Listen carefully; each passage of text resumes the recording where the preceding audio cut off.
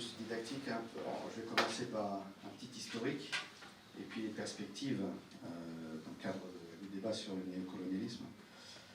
On dit néocolonialisme, mais je ne vois pas de rupture entre le colonialisme et le néocolonialisme. Et effectivement, mais bon, on ne va pas rentrer dans ces détails. Mais, j'avais intitulé mon intervention de la Jamaïria à la Russie, une continuité historique. Pourquoi je dis cela? À titre personnel, puisque je suis franco-russe, j'habite en Russie. Et j'ai une histoire assez longue avec la Jamaïria arabe libyenne, puisque j'ai été en France un des organisateurs du mouvement des comités révolutionnaires, qui était le mouvement politique qui développait la conscience jamaïrienne au sein du peuple libyen et même africain, d'ailleurs. C'est là que j'ai rencontré énormément, d'ailleurs, d'Africains, dont beaucoup d'amis du Burkinabé en particulier, mais c'est une histoire personnelle. Pour moi, la Jamaïria, dans le combat justement néocolonialisme, a été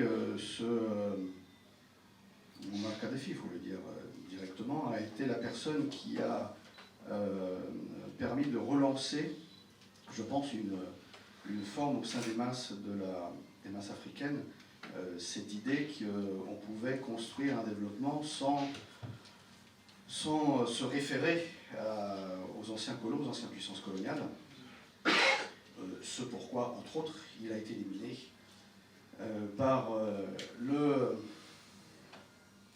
restons polis, par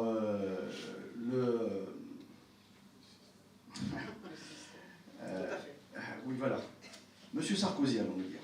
Et donc, suite à cela, nous connaissons la suite, ce qui a pu se passer après dans le Sahel, la situation d'aujourd'hui, jusqu'aux révolutions populaires patriotiques que nous avons dans les différents pays du Sahel, entre autres, qui démontrent que la lutte contre le néocolonialisme, aujourd'hui, est passée des masses également à certaines élites qui ont su prendre en main leur pays face en Europe, j'appelle ça le parti américain, qui sont des collabos, et puis une forme d'élite qui sont des sous-préfets encore, qui se considèrent encore comme des sous-préfets de certains quartiers parisiens. Et donc, ces quartiers parisiens, puisque le néocolonialisme français, c'est pas le peuple français en lui-même qui le fait, c'est toujours effectivement au bénéfice de certains, puisque lorsque, par exemple, si on prend l'exemple du Congo, ou même en France, lorsqu'il y avait certains massacres lors de la colonisation en Afrique, ce sont les mêmes soldats français qui tiraient sur les ouvriers qui manifestaient dans le nom de la France. Donc il y a une certaine forme de solidarité, là il faut le dire, de classe.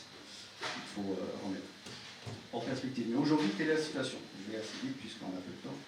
Aujourd'hui, quelle est la situation? Nous avons un monde dont on sentait déjà les prémices du basculement à partir vraiment de 2008-2010 et qui a commencé à basculer en réalité avec, peut-être que d'autres personnes n'auront pas le même avis que moi, mais tout du moins je donne cette perspective-là, elle est peut-être complémentaire à d'autres, à ce qui s'est passé en réalité en Ukraine et la réaction de la Russie par rapport à cela. Je ne vais pas refaire l'histoire, ce qui s'est passé en 2014, le coup d'État du Maïdan, la guerre civile fomentée, et ce qui aboutit aujourd'hui à l'opération militaire spéciale. Mais vous avez à ce moment-là la Russie qui est intervenue également en Syrie, et qui a commencé à intervenir en soutien, sur demande, en soutien à certains chefs d'État africains, en particulier d'ailleurs en RCA, pour lutter. Alors c'était l'avantage de la Russie, effectivement, c'était une façon de rendre les coups que la France faisait à la Russie, également en Afrique, mais il faut quand même rappeler que même c'est l'URSS, le combat qu'elle a aidé des peuples africains pour leur lutte de libération nationale, que la Russie n'a jamais eu une colonie en Afrique, elle n'avait pas besoin puisqu'elle était un empire en elle-même, où elle était. Et donc nous avons cette situation où je prends ce cas, excusez-moi, je prends ce cas de la République centrafricaine parce qu'elle est exemplaire. Vous aviez peut-être chez certaines élites africaines la volonté de s'extraire et de redevenir souverain et de trouver son chemin pour le développement. Je dis son chemin, puisqu'il n'y a pas un seul chemin, même si en économie il y a des lois qui sont générales et universelles, pour autant ça doit être adapté à la culture de chacun. Mais vous avez toutes les agences de sécurité des chefs d'État africains étaient tous des agences occidentales, et en particulier israéliennes.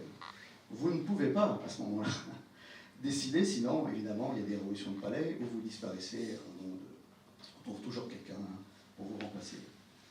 Donc, ce qui a été fait en RCA, c'est que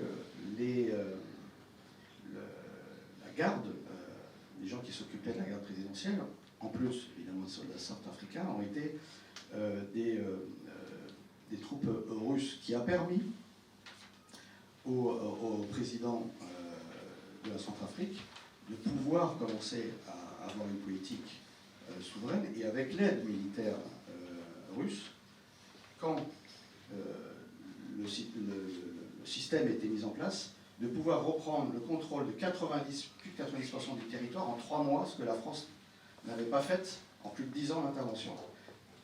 Je ne pense pas que l'armée française soit aussi incompétente que cela, allons-nous dire. Donc on voit bien que les divisions, les guerres, le chaos sert effectivement à contrôler. Diviser pour régner, c'est pas nouveau, hein.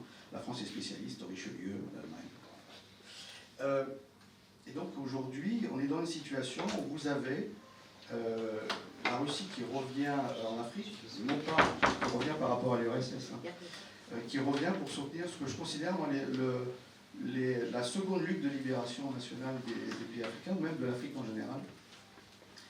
Et en cela, je vois dans ce monde en reconstruction, ce basculement géopolitique que nous avons à l'heure actuelle. Ça a été défini d'ailleurs même par les Occidentaux. Ils parlent aujourd'hui plus du tiers-monde, ils parlent du Sud global, vous avez remarqué. Et Sud global, on met la Chine dedans, on met la Russie dedans, qui sont des pays économiquement quand même, ça peut être un développement, surtout la Chine.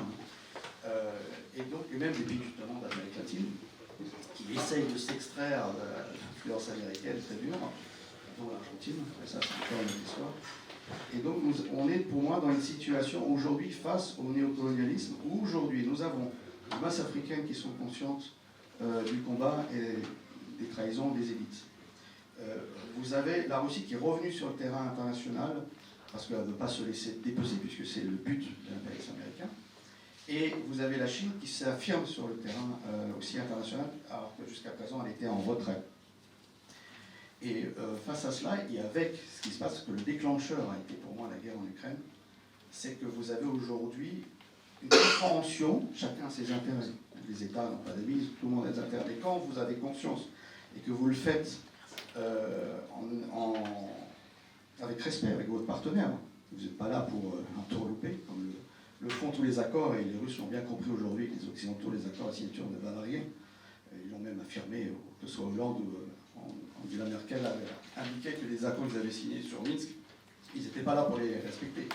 Donc on imagine bien les autres accords qui ont été faits. Et ben aujourd'hui, on est dans une situation où je pense où on a véritablement un front international, et l'erreur qui avait été faite dans la lutte contre le colonialisme au siècle dernier, il y avait eu la tricontinentale. Mais aujourd'hui, on est dans une situation où même les pays européens aujourd'hui sont sous la domination coloniale américaine, et on le voit bien ce qui se passe, parce que la guerre en Ukraine, c'est l'Europe qui en souffre le plus, pas la Russie. Moi je vous dis qu'en Russie, au Europe aujourd'hui, le niveau de vie a augmenté. Vous avez des salaires qui ont augmenté de 30 à 40%, dans certains secteurs c'est 100%, l'inflation c'est 8 à 9%. Donc, les sanctions ça fonctionne, mais c'est en Europe, hein. C'est pour ici, hein. C'est pas en Russie, je vous le dis. On est dans une situation aujourd'hui, je vais conclure. Je vois. J'essaye d'aller vite parce que chaque point demanderait un développement particulier, mais pour moi, là je parle presque plus avec mes tripes qu'avec mon cerveau, mais je le sens puisque depuis mon engagement de jeunesse qui s'est concrétisé essentiellement en Libye, pour l'anti-impérialisme et pour la cause des peuples, je vois aujourd'hui enfin, ça a été une divine surprise pour les Russes de voir Vladimir Poutine arriver, puisqu'il a redressé le pays. On peut dire ce qu'on veut sur politique, mais je vous assure, demandez aux Russes ce qu'ils pensent de son président. Vous verrez, vous serez surpris, c'est pas ce que LCI dit. Et vous avez aujourd'hui, je vois une Russie qui se relève, je vois une Afrique qui lève la tête, des États africains qui ne se laissent plus faire, qui expulsent les militaires occidentaux. Je vois des alliances géopolitiques autour des BRICS, quelque chose est en train de naître. Kézanne vous invite à entrer dans une nouvelle ère digitale Kezan ouvre une infinité d'opportunités avec un accès illimité à un réseau mondial. Découvrez Kezan Social Network, collaboratif et contextuel. Rejoignez Kezan Marketplace, l'espace marchand vous permettant de proposer et d'accéder à tout type de produits et services. Utilisez Kezan Wallet, le porte-monnaie digital qui simplifie vos transactions. Plus besoin de liquidité. Kezan ORP, le reflet virtuel du monde réel. Une technologie brevetée, une super app pour gérer facilement et organiser tous les aspects de votre vie professionnelle, personnelle et familiale. Kezan est une véritable révolution digitale visionnaire, avec la promesse d'une vie plus sûre, avec plus de temps et plus de moyens pour en profiter. Kezan réinvente votre monde.